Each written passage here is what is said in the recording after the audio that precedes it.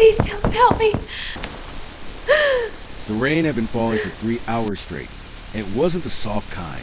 It came down in sheets, hard and sideways. The kind of storm that made the whole city feel like it was being punished for something.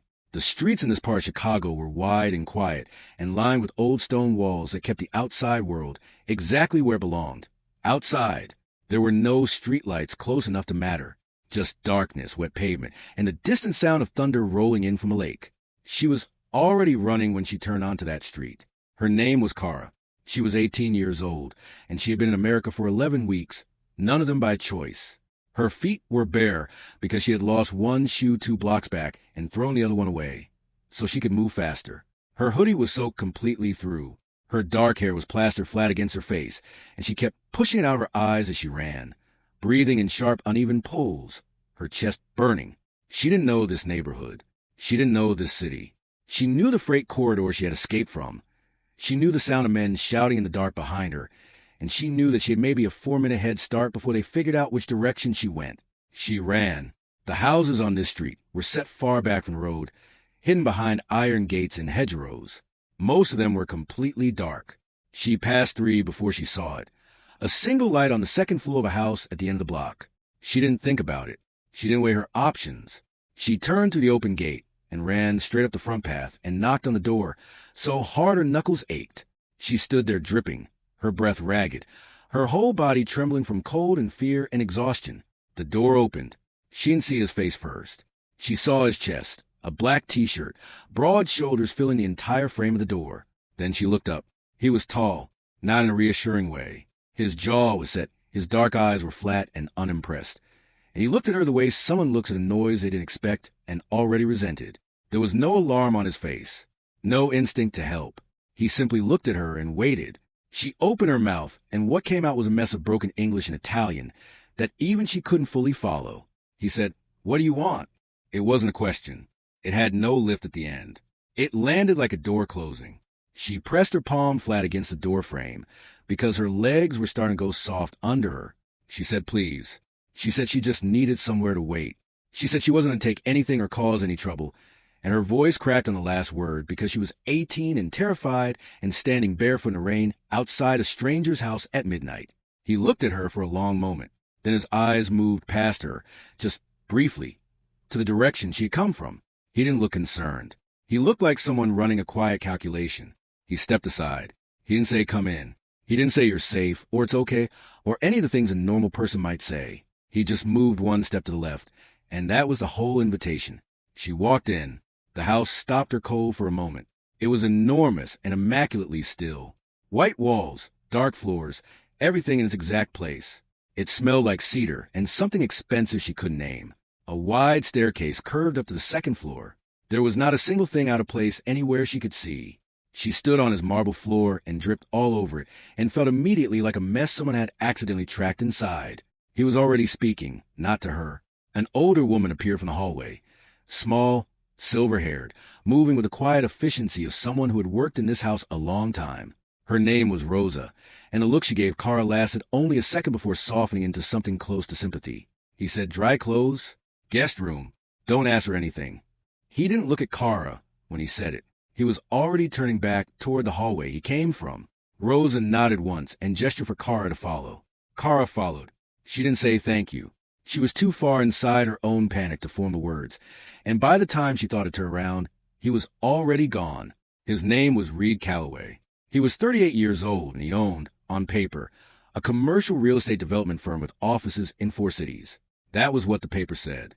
The reality was something wider and quieter and considerably more dangerous, structured carefully enough that no one with a badge had ever found a clean edge to pull. He was not a man who raised his voice in meetings because he had never needed to. He was not a man who explained himself because the people around him had learned not to require it. His house was the way it was because disorder irritated him at a level that went beyond preference.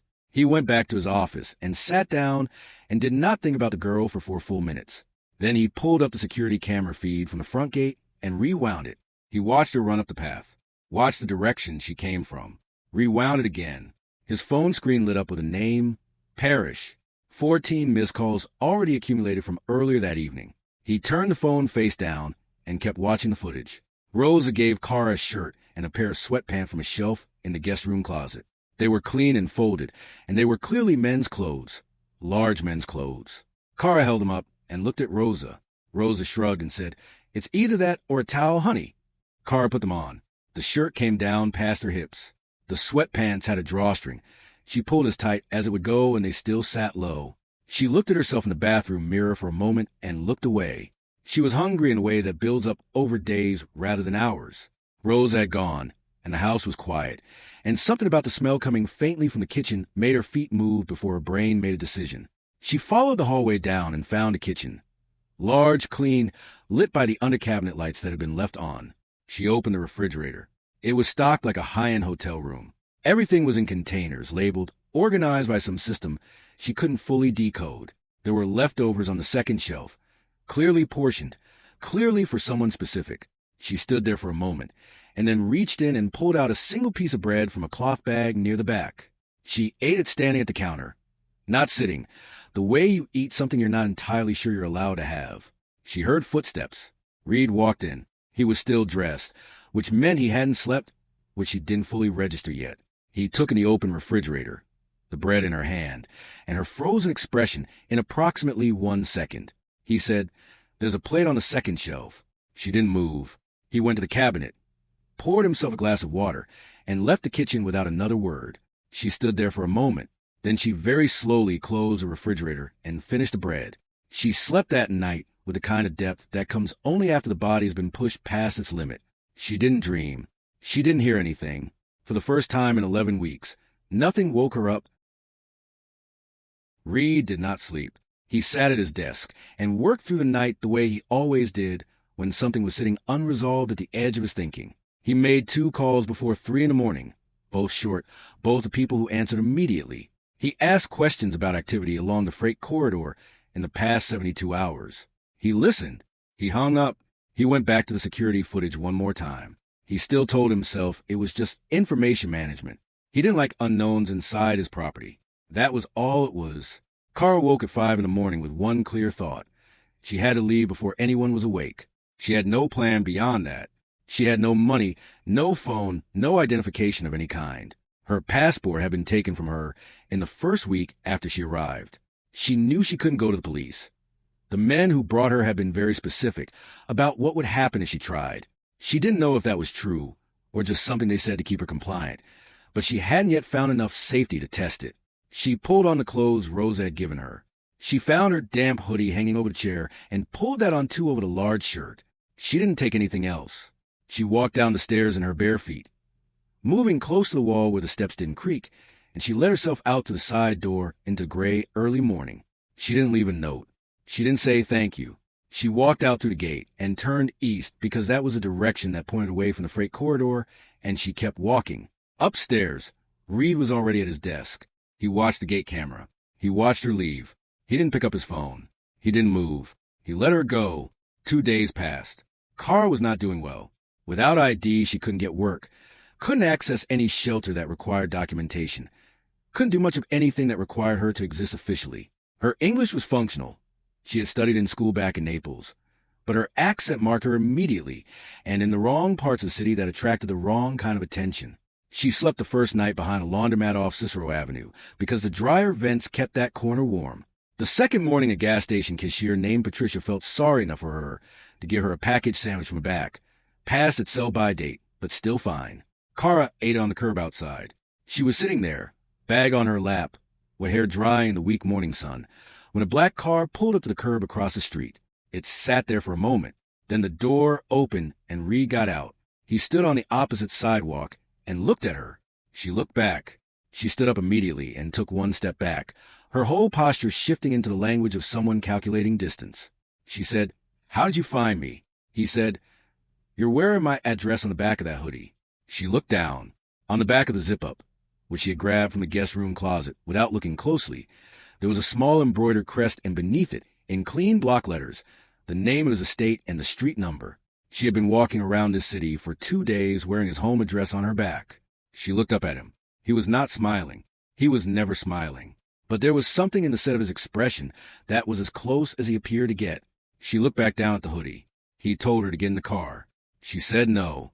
She said it standing up straight, her chin lifted, which probably would have been more convincing if she wasn't barefoot on a sidewalk holding a gas station bag. He leaned against the car door and crossed his arms and waited.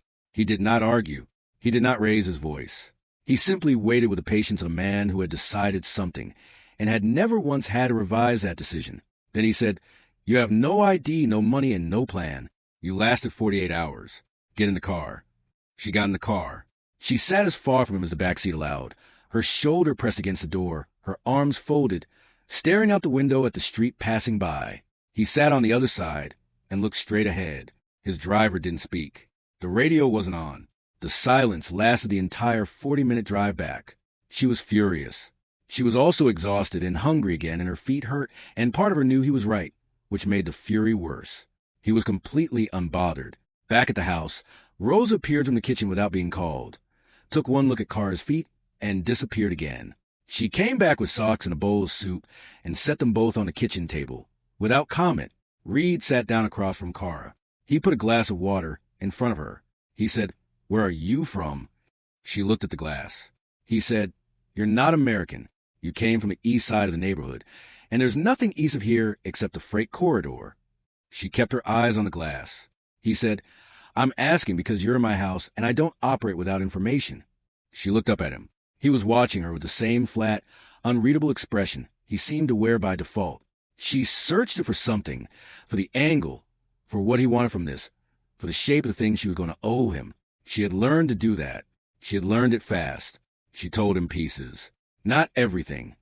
She didn't have a language yet for everything, and she didn't have the trust. But she told him about the job offer.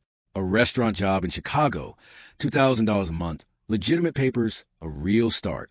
She told him it came through a cousin of a neighbor, someone her mother had trusted, because why wouldn't you trust someone you knew? She told him about the van, about landing in America and having her phone and her passport taken in the first hour, about 11 weeks of being moved from one place to another and never being told where she was or what was coming next. She told him she ran when they left the door unlocked. She said it plainly, the way you say something when you have already processed the shock of it and are living in the factual aftermath. Her hands were flat on the table. She didn't cry. His jaw tightened once. Just once. Then his face was still again. He stood up without a word and went back down the hallway. That evening the storm returned. Cara was sitting in the wide window seat at the end of the second-floor hallway. Her knees pulled to her chest, watching the rain streak down the glass. The house was quiet around her. Rose had gone home. The lights were low. She heard footsteps and didn't move. Reid stopped at the end of the hallway. He looked at her sitting in the window, and she looked back at him. And for a moment neither of them said anything. He should have kept walking. He didn't. He moved down the hallway and sat down at the other end of the window seat. Not close, but in the same space, which for him was already something different. The rain hit the glass. Thunder moved somewhere far off over the lake. She turned to look at him. Something had been building in her chest since the kitchen, since he had sat across from her and listened without flinching, since he had walked away without asking for anything. She didn't fully understand what she was feeling. She just knew that something was about to become words, and the words were going to start with, "Why did you come find me?" The gate alarm cut through the house like a blade. Reid was on his feet before the second tone. Every line of his body changed in under a second.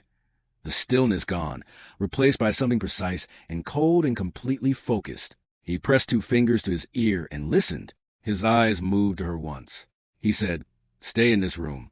Do not open that door." Then he was gone. His footsteps moved fast and quiet down the stairs, and she heard the low, controlled sound of his voice giving instructions somewhere below. Then she heard other voices, accented, male, unhurried in a way that meant they were not afraid of this house or whoever lived in it. Cara pressed herself back against the window. She knew those voices. She had heard them every day for 11 weeks. There were 3 of them at the front door. Reid could see that before he reached the bottom of the stairs. His security had already pulled back to the edges of the entrance, not hidden, just positioned, present enough to be understood. He walked to the door himself and opened it without hesitation, which was its own kind of message. The man in front was broad-shouldered and wore a rain jacket that was too light for the weather. He had the practiced calm of someone who spent a lot of time convincing people he wasn't a threat. The 2 behind him stood slightly apart, the way people stand when they've been trained to cover angles. The man said they were looking for a girl. Italian, young, ran away from a private residence 2 nights ago. They described her height, her hair the color of her hoodie. They were polite about it. Professional, the kind of polite that had nothing underneath it. Reid listened to all of it without expression. Then he said, "You knocked on the wrong door." The man held his ground and pushed slightly. He said they had reason to believe she came this direction, that they just wanted to make sure she was safe, that she was vulnerable and didn't understand how dangerous the city was for someone in her situation. Reid looked at him for a long moment. His voice dropped one register when he spoke. He said, "If you are still on my property in 60 seconds, you will need to call someone to come collect you." The man looked past Reid into the house. Reid didn't move an inch, didn't turn his head, didn't acknowledge the look. He just waited. The weight of his patience was its own kind of pressure. The man in the rain jacket stepped back. He said something quietly to the two behind him. They left the way they came, unhurried, which was how people like that always left, making sure their exit looked like a choice. Reid closed the front door. He stood still in the entrance hall for exactly 3 seconds. His hand was flat against the door. Then he turned and walked upstairs. Cara was pressed against the wall at the far end of the hallway. She had heard every word. The window seat was behind her, and she had backed away from it when the voices got clear enough to recognize. Her spine against the plaster, her hands flat at her sides. Reid reached the top of the stairs and saw her standing there. He looked at her. She looked at him.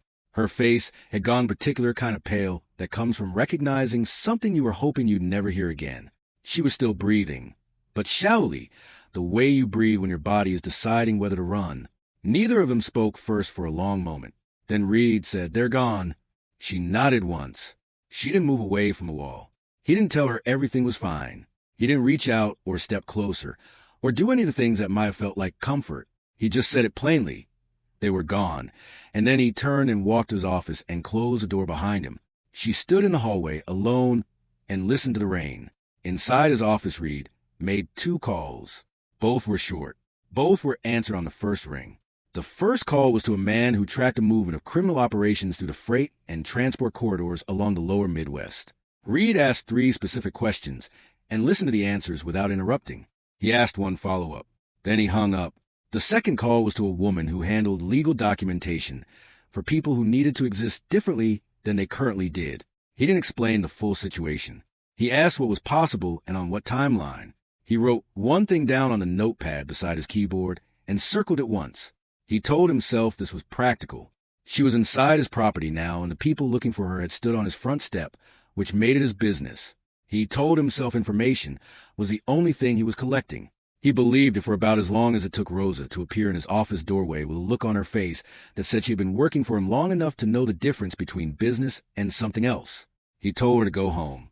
She left without arguing, which meant she agreed with what she'd seen.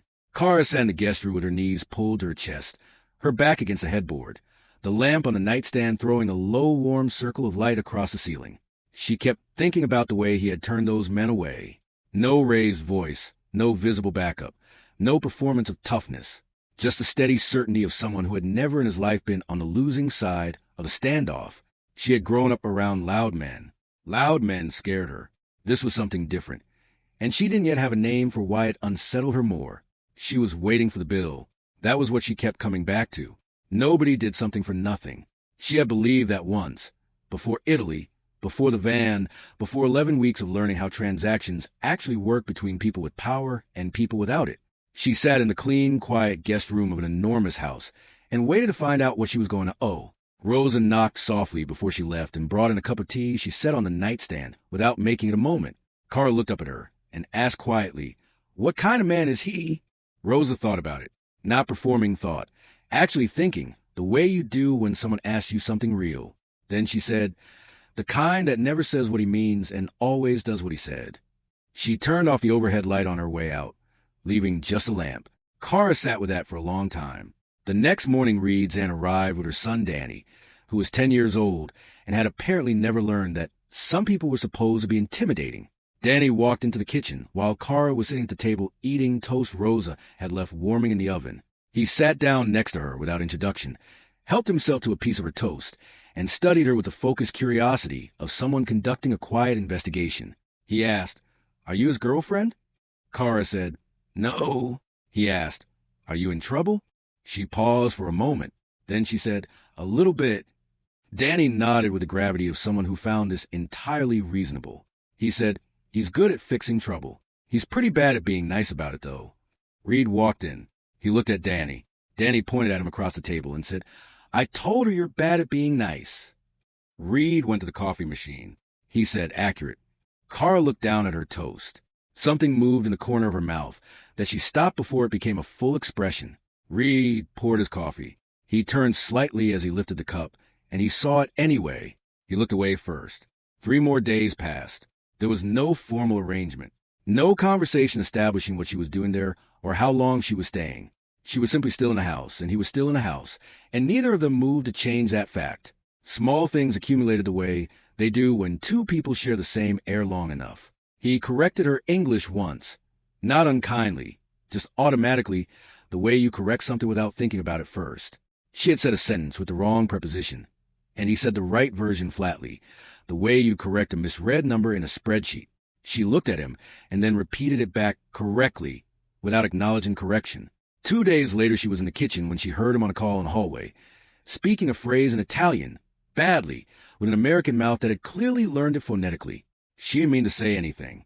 She just said the right pronunciation without thinking, loud enough to carry. He stopped mid-sentence. There was a pause on his call.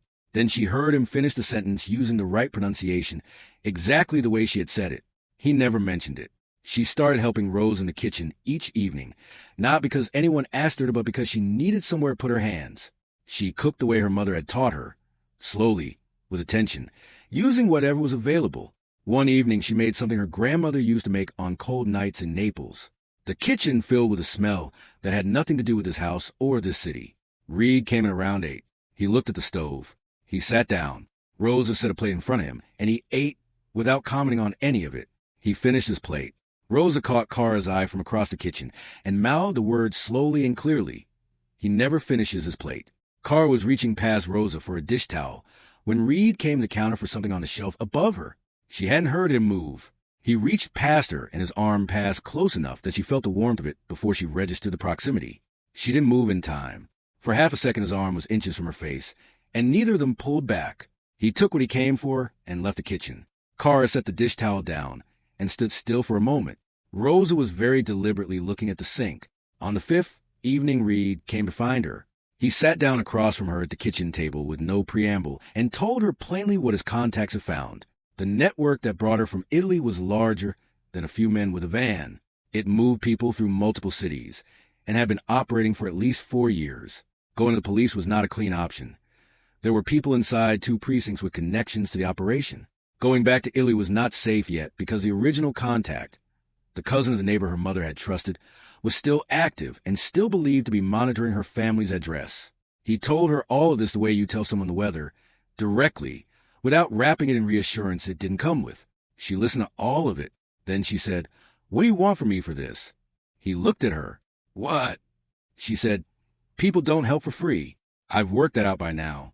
The kitchen was quiet except for the refrigerator's low hum. Reid looked at her across the table, and something shifted in his expression. Not to warmth, not to offense, but to something harder to name. Something that sat closer to recognition. The way a person looks when they hear an echo of something they already know. He said, "I want you to stop waiting for the moment I become the thing you're running from." She didn't answer. She didn't have one ready. She wasn't sure she'd ever been given a sentence like that before. One that asked for something that wasn't a transaction. He stood up and left the kitchen. She stayed at the table and looked at the space where he had been sitting.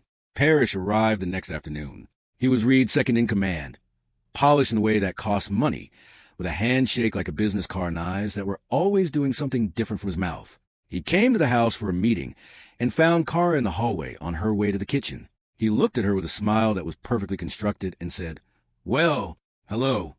Cara said hello back and moved past him. Later, in Reid's office, Parrish sat with one ankle crossed over his knee and said in a light tone that carried heavy weight, "So, this is what's been keeping your attention distracted?" Reid was standing at the window with his back to the room. He didn't turn around. He said, "Say that again and we're done." Parrish was quiet for a moment. Then the conversation moved on. But Cara had been passing the hallway, and she heard enough. She stood outside the closed door and understood, with a clarity that settled cold in her chest, that she was becoming a problem inside his life. Not to him, for him. The distinction mattered. She walked back to the guest room and sat on the edge of the bed and looked at the wall and thought about leaving again, and this time it felt different. This time it felt less like survival and more like something she was choosing to do for someone else. Reid's mother, Helen, arrived the following morning. She was composed in a way that came from decades of knowing exactly where the edges of her room were. She met Cara briefly in the entryway, looked at her with measuring kind of attention, and said something polite that meant nothing. Then she went with Reid to his study and closed the door. Cara didn't hear what was said, but she saw Helen leave 40 minutes later, with the particular expression of someone who did not get what they came for. Later she found out from Rosa, without asking directly, that Helen had called her a liability. That evening Reid was standing alone in his office when Cara walked past the open door and saw him. He was just standing, not on the phone, not looking at anything, just standing in the middle of the room, the way people stand when they've made a decision and are letting it settle. She kept walking. She was packing when he found her. Not much to pack. The few things Rosa had gathered for her over the past week, the folder of papers she hadn't fully looked through yet. She was moving carefully, folding things, not rushing. Reid appeared in the doorway. He said, "You don't have to do this." She didn't stop folding. She said, "You told your mother they could question your judgment over me. I heard her leave." He said, "I know you heard." She set something down and turned around. She said, "Then you know I can't stay here and keep costing you things." He said, "I know you think that." She looked up at him. He had moved into the room without her noticing, the way he moved through every space without announcing it. He was closer than she expected. The window behind her was dark and the rain was back. The same low sound it made the first night, the same rhythm against the same glass. She looked up at him the way she had at the front door the first night, except everything was different now. Now she knew the sound of his voice giving orders in the dark. She knew he finished his plate. She knew he hadn't slept the night he made those calls. She was afraid of something completely different than she had been that first night, and it sat in her chest like a hell breath. She opened her mouth. He started to say something at the same moment. Neither of them finished. She was still in the house in the morning. She came downstairs to find the kitchen empty and a plain folder sitting on the table beside a coffee cup that was still warm. She opened the folder. Inside was a temporary visa application, already completed with her correct information. There was a document for a legal name adjustment for transitional protection purposes. There was a handwritten card with the name and direct number of an attorney who specialized in trafficking cases, with a note at the top in Reid's handwriting that said she was expecting your call. There was no other note, no explanation, no signature. Rosa was at the stove with her back turned, and Cara stood at the table holding the open folder and asked quietly, "When did he do all of this?" Rosa said he didn't sleep. Cara stood there in the oversized clothes she'd been wearing since that first night, the ones that still didn't fit, holding the folder in both hands. The rain was still on the windows. The kitchen smelled like coffee and the last of whatever she had cooked 2 nights ago, still faintly in the walls. She sat down at the table. She put her hand flat on the folder and kept it there. The side door opened. Reid came in from outside, still in his jacket, rain across the shoulders. He had been on the property, not gone. He saw her at the table. He saw the open folder. He saw her hand pressed flat against it. He walked to the coffee machine without a word. She looked at the back of him, the straight line of his shoulders, the way he moved through his own house like every part of it was exactly where it was supposed to be. She said, "Thank you." He didn't turn around. His hand paused on a mug for just a moment, 1 breath, maybe 2. Then he said, "Don't thank me. Stay out of trouble." She looked back down at the folder. Something settled in her chest that she didn't have a word for in English or Italian. Outside the rain was finally slowing. The gray morning light was beginning to come to the window above the sink, the first real light in days. She was still sitting there when he brought 2 cups to the table and set one in front of her without asking. He sat down. He opened his phone. She opened the folder again and started reading. Neither of them said anything. If you enjoy these stories, stories, the quietest thing please that take had a ever moment happened to in that subscribe house. to the channel. It really helps more than you might think.